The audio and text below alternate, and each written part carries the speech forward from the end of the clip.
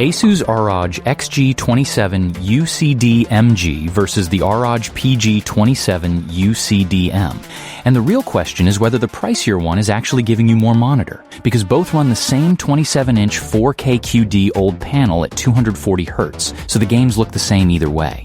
What you pay extra for is the connectivity, and that only counts if your desk actually uses it. By the end, you'll know which one fits you. Let's break it down. So let's start with the ports, because that's where your money actually goes. The PG27UCDM gives you DisplayPort 2.1a with the full 80 gigabits per second of bandwidth, which means 4K at 240 Hz runs uncompressed. No display stream compression doing the heavy lifting. It also adds USB-C carrying video plus 90 watts of power, HDMI 2.1, a built-in KVM so one keyboard and mouse can jump between machines, and a 1/4-inch tripod socket on top if you mount a camera or a light. There's one owner who nails why that matters. I can hook up an Xbox and 2 PCs and switch between all of them with a single mouse and keyboard, and the audio follows automatically. The built-in KVM is by far the biggest thing here for me.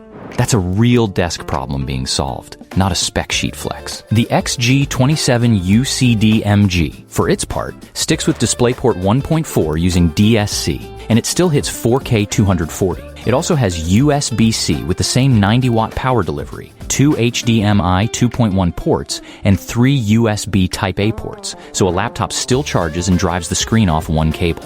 One buyer put it plainly, that DP 1.4 with compression didn't cost them color depth or frames. It just meant a different route to the same picture. That matches everything else I see. So if your desk is one gaming PC and a controller, the DisplayPort gap is theoretical. If you're juggling a work laptop, a console, and a tower, the PG is the one built for that. Picture-wise, this is settled fast. Same 4th generation QD-OLED panel, same 27-inch 4K at 166 pixels per inch, same 0.03 millisecond response, same 99% DCI-P3 and Delta E under 2. The PG adds Dolby Vision, which is nice for movies and console HDR, but in games you will not tell these two apart. Both are display HDR 400 True Black with 1000 nits peak.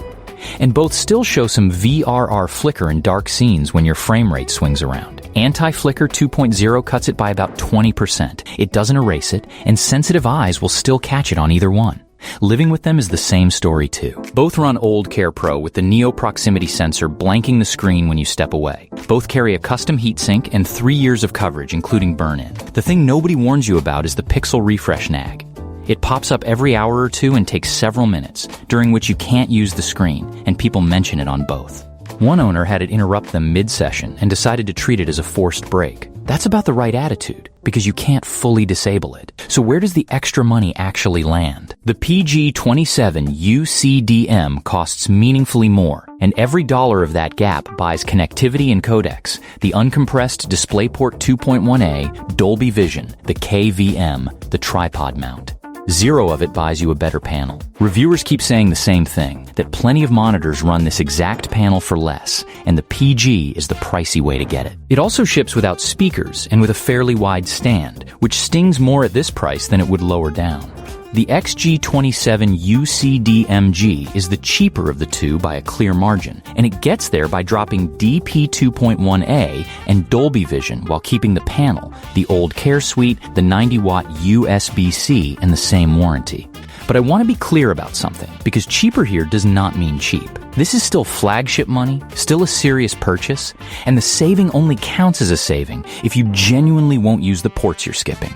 If you would use them, the XG stops being the better value and just becomes the one missing features you wanted. Here's the call. For most people watching this, the cheaper of the two is the one I'd buy, because you're getting an identical panel, identical motion, identical care suite, and the money you keep buys ports you were never going to plug into.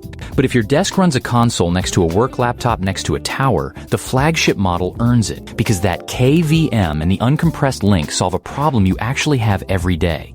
And if you watch a lot of Dolby Vision content on the same screen you game on, that seals it too! And you! Which one would you pick? Let me know in the comments. Links below in the description.